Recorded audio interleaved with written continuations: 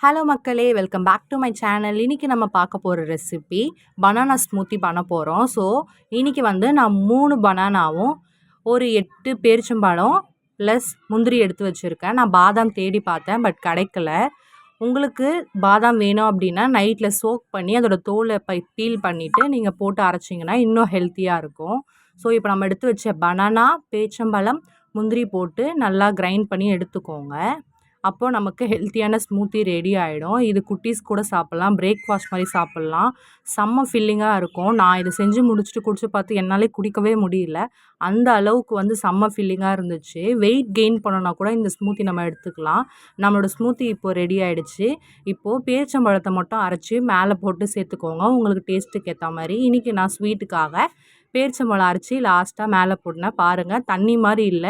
நல்லா வந்து செம்ம ஸ்மூத்தி கன்சிஸ்டன்சில இருக்கு.